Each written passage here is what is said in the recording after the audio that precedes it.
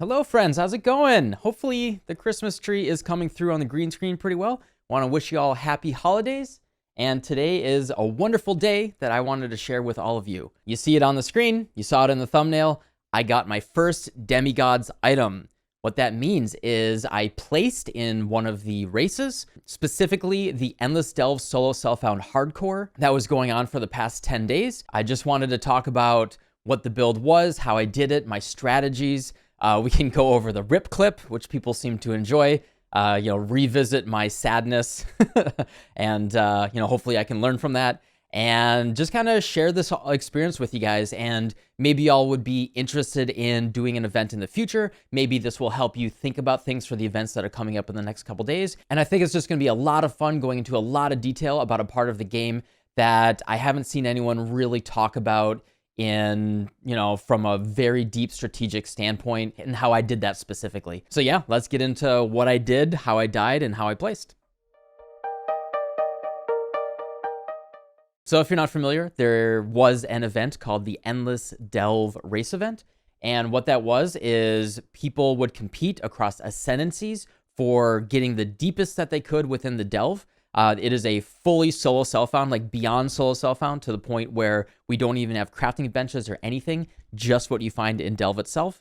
And I did the hardcore version. And the competition, as I said, is between ascendancies. So I picked a raider and I wanted to see how deep I could get competing against the other raiders. If you saw my last video, you saw that I was doing a cold damage overtime raider. It's a build that you can scale just mostly on some gem levels, try to find some damage over time multipliers, find some spell damage, and then you just scale pure defense on the raider itself. And that allowed me to move very smoothly with, permanent phasing. I'm never stopped moving. I'm just casting my spells, doing damage, and I can continue just getting through the delve. Now, this worked out really, really well, but also because Raider has permanent phasing, she has really good spell suppression and evasion, we were able to scale our defenses across the board really, really easily. Now, this worked pretty well up until about depth 250 to 300, and then the monster life scaling absolutely gets out of control. Unfortunately, monster life actually just scales by hundreds and hundreds of percents. As soon as you just get a couple of hundred depth into the mine itself, you kind of, with a normal skill, aren't going to be able to kill the monsters whatsoever. And so what I ended up doing is I adapted my character into just manually casting Vortex. I removed Creeping Frost entirely, and I 5-linked my Vortex, and then I kept a 4-link Cold Snap in there, and in fact, I tossed in a Siphoning Trap with Bone Chill, and that's how I got my increased damage taken in there. And then I was able to focus on just casting 2 skills instead of 3 or even 4, and that actually just simplified the encounters. Because the encounters became so difficult at certain times, I actually had to simplify the mechanics of the build because there were so many variables going on at a time, and it was very, very rippy and scary. The really, really cool thing about this event was constantly adapting the character, trying to figure out defenses, moving points around based on the gear that I found. For example, on the very last day, I actually found a pair of boots that had 19 spell suppression on them, in addition to really good life and resistance, and that allowed me to remove a couple points on my passive tree and put them towards more life, actually putting me at nearly 6,700 life, which let me get down to depth 482, which was really good. As you can see in the background right now, there was just a lot of time just trying to fiddle around with very specific pieces of gear. This is kind of the cool thing, based on your game experience, your game knowledge, how much you enjoy doing this about solo self-found, is you can adapt your build encounter by encounter just based on things that you're trying to find. Yeah, this is an example of me just throwing random every fossils that I can at an item, hoping that I can upgrade it. 99% of the time, I did not get an upgrade. Most of the items that I ended up wearing were off of the ground. This really exposed how few fossils that you get inside Delve itself. I haven't delved really pretty much since Delve League, and I had been kind of chomping at the bit to see what the deeper Delve really looks like, especially after the collapse this league, where folks were talking about like, oh, once you get down to, depth 300 plus, Delve is really, really worth doing for, non-mega hardcore delvers. Spoilers, I got down to 480 and the fossils were really pretty rough. I was hitting every single side area that I could. Honestly, I find way more fossils doing incubators and heisting and delirium, honestly. The number of fossils, it needs to be buffed up. It's pretty rough. This is another fun thing that you see in the background here is because we're playing in solo Southbound and it's so restrictive and we care very specifically about certain things. I was constantly tweaking my loot filter. This is a skill that is very, very useful if you're looking to do an event like this. So like I said, as you get deeper, the monster life gets absolutely out of control, and there's really only one solution for where my build was and how to take care of that. We had to make adaptations. So as we got deeper, like I said, the monsters got absolutely out of control in terms of their life. Their damage scaling actually stayed pretty reasonable. We were able to deal with the defenses there pretty well, primarily by focusing on as high armor and evasion as possible and making sure that our spell suppression is always fully capped so that we are taking 50% damage from every single spell that's coming in. So if you're effectively a ZDPS build and the monsters are ending up with millions of life, how do you deal with that? With some talking with chat, talking with my friends, looking at what the softcore people were doing as they went down to like 800 depth, we saw that it's all based around doing percent life damage. We squeezed in Infernal Cry. What Infernal Cry says is monsters that are affected by Infernal Cry explode for 8% of their maximum life as fire damage. That will scale with our increased elemental damage, which is a thing that we scale with cold damage over time. And that actually allows us to stack up a lot of monsters, Infernal Cry, and then throw Dynamite, which actually scales really, really well, and blow up the entire pack of monsters. And because of the percent life explosion, the elemental damage scaling, and the Dynamite, like making sure that all the things die, it actually allows us to pop rares and unique monsters pretty consistently. You know, this does kind of end up being a little bit of a degenerate playstyle. The cold damage over time was just enough to like get through blue mobs, but rares, especially rares that are resistant to elemental damage, they literally would take about 10 to 15 minutes to kill. So sometimes I would actually just reset the instance and get out of there and try to get a rare that didn't have resist elemental damage. This actually really, really worked for getting much, much deeper. I made a couple really, really nice pushes. It became very challenging. There were specific encounters, specifically things like the smuggler's caches with all the rogue exiles that pop out, where I just had to be really, really careful, kite them outside of the instance, take them on one at a time. And, you know, some encounters took up to 20 minutes if I had to just like be very, very careful, use one flare in the darkness, fighting one rogue exile at a time.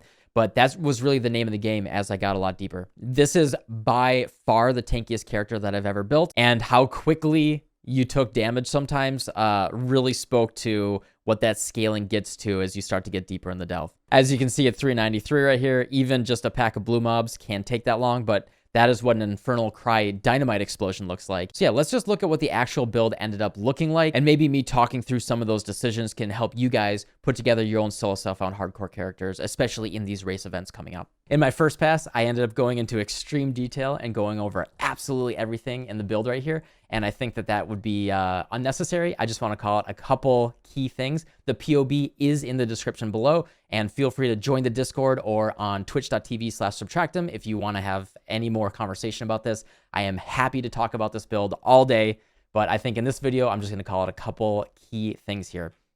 Very, very big here is Leaf Shade. This was incredible. Take 50% less damage over time if you started taking damage over time in the past second. Now, 100% more duration of ailments on you. That does suck. However, if you have 100% ailment avoidance, which I do, we actually don't really care about that duration too much, right?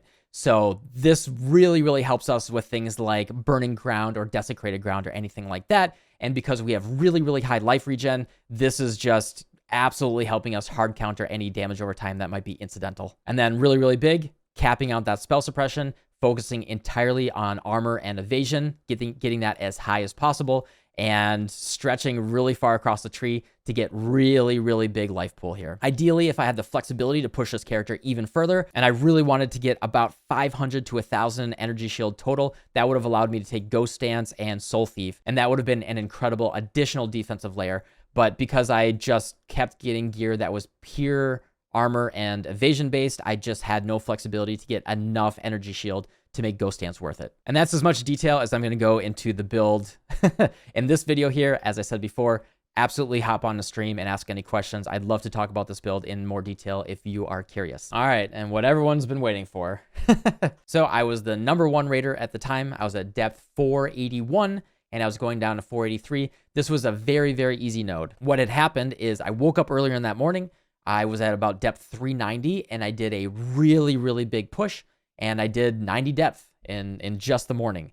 I did it off stream. I was very, very happy. I hit first place. It was Friday in the afternoon, and I was like, all right, I can just, pay attention to the other people pushing past me and try to keep up with them, and hopefully I should be able to maybe maintain first place. A couple hours later, I started the stream. I showed where I was, and I said to everyone, hey, I made a really good push this morning.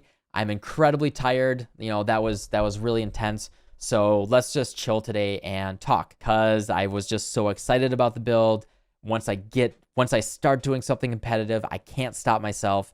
I went into a node that was really, really easy. This was an easy node. It had one mod on it, which was monsters do fizz as lightning. There were no other mods on this node. It is very deep, but there was really nothing scary here. I died to literally the dumbest mistake ever. I don't even know if I was glancing at chat or not. I just was not paying close attention, and I was tired and distracted, and this is how you can get yourself killed, even at the top of the competition, by just a slight distraction and making a stupid mistake.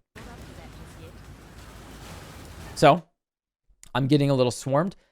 One thing that I haven't done here is drop my banner. This is a pretty big mistake, actually, but I'm just running in circles. It's a very easy node, no extra damage here. I did pop my Immortal Call very early by getting hit, but you're gonna see that I'm gonna keep my flasks up, and I'm just gonna keep running in circles. Never do a double back or anything. Just keep running in a circle, staying away from the monsters. So this is all fine. This is actually all fine. I did drop my banner here, which is good. I got my flasks up. I dropped my banner. So the way that this playstyle works is it requires pressing a lot of buttons as well. There is Enduring Cry, which I did press. There is Cold Snap. There's dropping my banner. There's Vol Molten Shell, Infernal Cry, Siphoning Trap, manually casting Elemental Weakness, keeping your Flame Dash up for Arcane Surge, and then left click with the Vortex. Very, very complicated build mechanically. And then on top of that, you keeping your flares and your dynamite down, making sure that you do your Infernal Cry and then pop all your dynamite while you're juggling everything else. And I had all of that going on. I was very, very fatigued, and I was streaming as well, so I was like a little distracted. You can already tell by what's on the screen. You can have a really, really good guess what kills me here. Literally the dumbest thing, most telegraphed thing that you can imagine. That's it. So it's not just it wasn't just the Frost Bearers here. There was a little bit something that happened. So unfortunately, Immortal Call did go down. It stopped, stopped being active here. I do have my flasks up and everything. I took a really big hit here. This is before any of the bearers explode. Something else hit me. So this is probably the Fizz with Fizz's lightning monsters getting a nice chunky melee attack on me. And even with really high evasion, really high armor, that snuck through. I actually got down to about 60% life before the bears exploded. And then the first couple bears explode, and that's what kills me. And then I just sat there stunned and sad. And then what followed after that was 4 days of stress as more and more people were trying to push past me. Luckily, it was actually super, super challenging, and everyone below me died. Pushed me again, did pass me, and then hired Delve on Etri. That person also passed me as well. But every other person that was climbing towards me did die. It is really hard down there. And, just one stupid little mistake can get you killed. But very luckily, I have my demigods.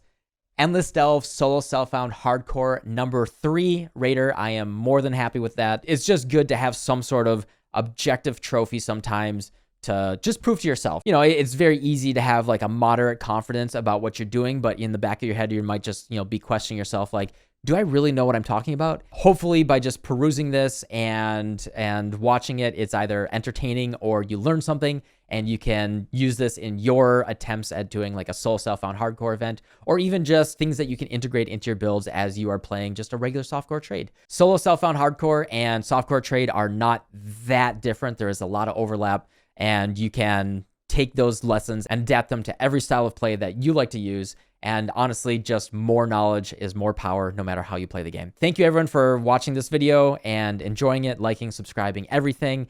And see you guys next time. Goodbye.